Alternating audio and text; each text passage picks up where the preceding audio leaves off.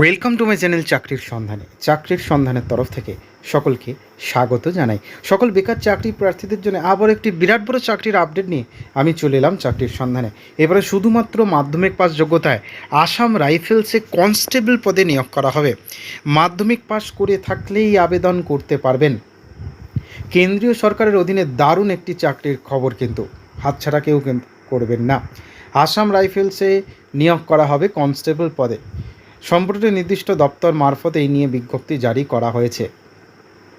কেন্দ্রের স্বরাষ্ট্র মন্ত্রকের অধীনে আসাম রাইফেলস হল দেশের প্রাচীনতম আধা সামরিক বাহিনী। ভারতের উত্তর পূর্ব সীমান্তে প্রতিরক্ষা নিশ্চিত করতে এই বাহিনীর গুরুত্ব কিন্তু অপরিসীম, সকলেই জানেন। তাই যে সমস্ত চাকরি প্রার্থীরা ডিফেন্সের চাকরির স্বপ্ন দেখছেন তাদের জন্য কিন্তু একটি দারুণ সুখবর। ভালো টাকা স্যালারি দেওয়া হবে এবং স্থায়ী চাকরি হবে। এই ভিডিওতে ডিটেলসে সব কিছু বলে দেব, কেউ কিন্তু স্কিপ করবেন না। চলুন ডিটেলসে দেখে নেওয়া যাক। দেখুন, বলা হয়েছে আসাম রাইফেলসে প্রতি বছরই তাদের রিক্রুটমেন্ট র্যালির মাধ্যমে যোগ্য প্রার্থীদের বিভিন্ন পদে নিয়োগ করা থাকে। এই বছরের নিয়োগ র্যালিতে মোট 117টি শূন্যপদ রয়েছে, সেই কথা জানিয়েছে। কোন পদে কতজন দেখে নিন। রাইফেলসম্যান বা রাইফেল ওম্যান জিডি 95টি, ওয়ারেন্ট অফিসার সাইফার 6টি, হাবিলদার ক্লার্ক 3টি, রাইফেলসম্যান ইলেকট্রিক্যাল ফিটার সিগন্যাল 2টি, রাইফেলম্যান লাইনম্যান ফিল্ড 1টি, রাইফেলম্যান আর্মারার 2টি, রাইফেলম্যান রিকভারি ভেহিকেল মেকানিক 1টি, রাইফেলম্যান রিকভারি ভেহিকেল মেকানিক 1টি, রাইফেলম্যান মেকানিক ভেহিকেল ইএমভি 1টি, রাইফেলম্যান মেটাল স্মিথ 1টি, রাইফেলম্যান মেশন 2টি, রাইফেলম্যান স্টোর কিপার টেকনিক্যাল 1টি, রাইফেলম্যান ভেহিকেল মেকানিক ভিএম 1টি, রাইফেলম্যান ইঞ্জিনিয়ারিং ইকুইপমেন্ট মেকানিক 1টি, total 117।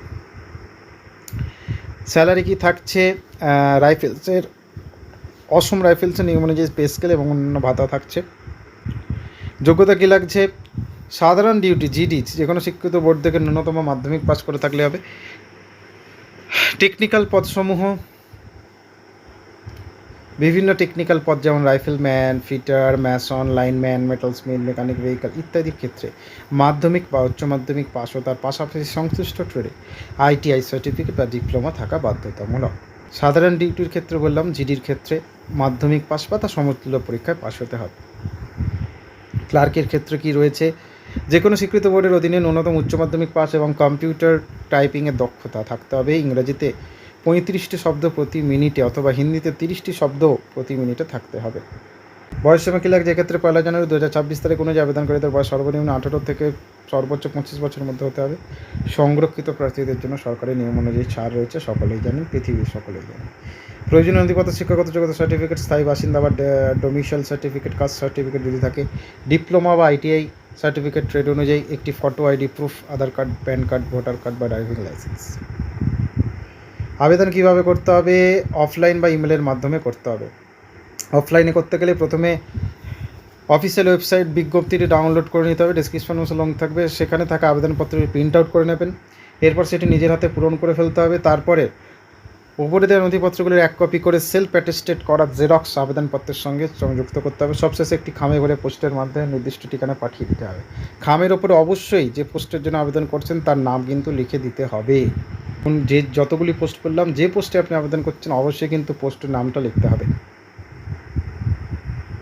আবেদনপত্র পাঠানোর ঠিকানা directorate general Assam rifles recruitment branch, Laitkor, Shillong, Meghalaya 793010।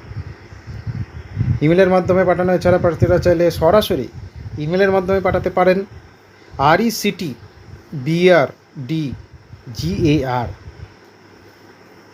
rectbrdgar@gmail.com